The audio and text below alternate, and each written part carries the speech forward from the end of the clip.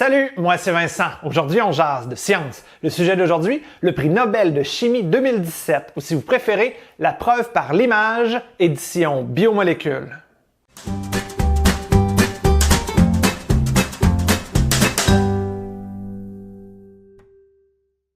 Hier, dans ma vidéo sur le Nobel de physique, je discutais de la manière dont les scientifiques doivent constamment se doter de nouveaux outils et de nouveaux instruments afin de mesurer et d'étudier des phénomènes qui dépassent les limites de notre perception humaine. Et bien justement, cette année, le prix Nobel de chimie est décerné à Jacques Dubochet, Joachim Frank et Richard Henderson pour le développement du cryo-EM, un microscope électronique capable d'imager de grosses biomolécules.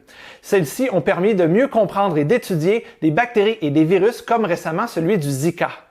Lorsqu'on veut étudier quelque chose de petit, on utilise un microscope. Mais pour étudier quelque chose d'extrêmement petit, comme une biomolécule ou une nanoparticule, eh bien, on atteint rapidement les limites de la microscopie optique. En effet, lorsqu'on utilise la lumière dans un microscope, on est limité à un facteur d'agrandissement d'environ 1500. C'est pas trop mal, mais c'est largement insuffisant pour plusieurs applications.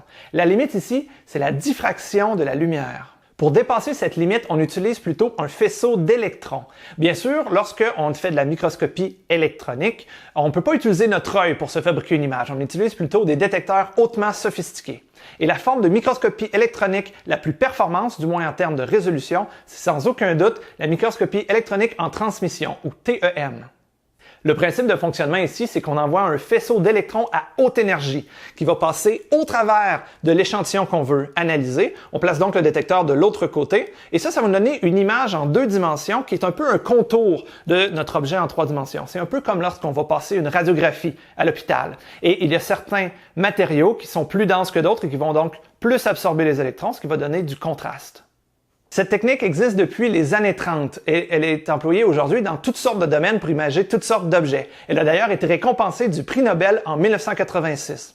En microscopie TEM, on a atteint ce qu'on appelle la résolution atomique. Ça veut dire qu'on est littéralement capable de compter une à une tous les atomes d'un objet. Le problème avec cette technique, c'est qu'elle est aucunement adaptée à l'étude du vivant. Pour une nanoparticule d'or, aucun problème, ça donne d'ailleurs de très belles images. Mais pour une biomolécule, c'est une toute autre histoire. Le premier problème, c'est que la technique doit être utilisée sous vide, parce que sinon le faisceau d'électrons va se dissiper dans l'air presque immédiatement. Sauf que le vide, ça ne convient pas du tout pour les biomolécules, qui en général sont dispersées dans des milieux liquides, souvent de l'eau. Eh bien, sous vide, l'eau va rapidement s'évaporer, et ça ne permet pas d'étudier la biomolécule dans son environnement naturel.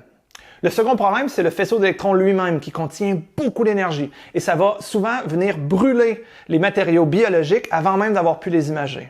Le prix Nobel cette année est décerné à 3 lauréats qui ont chacun amené une contribution distincte pour permettre d'utiliser la microscopie électronique en transmission à des biomolécules. Ils ont créé ce qu'on appelle aujourd'hui le cryo-EM. D'abord, il y a Richard Henderson, qui a été le premier, en 1975, à utiliser avec succès un microscope électronique sur une biomolécule, la bactériorhodopsine.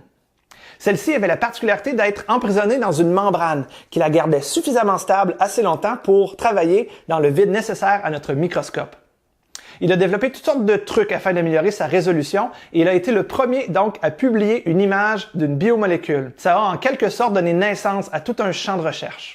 La contribution de notre second lauréat, Joachim Frank, a été plutôt du côté de l'analyse d'images. Vous voyez, une image TEM, c'est une tranche en 2 dimensions d'un objet beaucoup plus complexe qui est en 3 dimensions. C'est un peu comme si je vous donnais des images floues de moi sous toutes sortes d'angles et que je vous demandais de quoi j'ai l'air dans la vraie vie.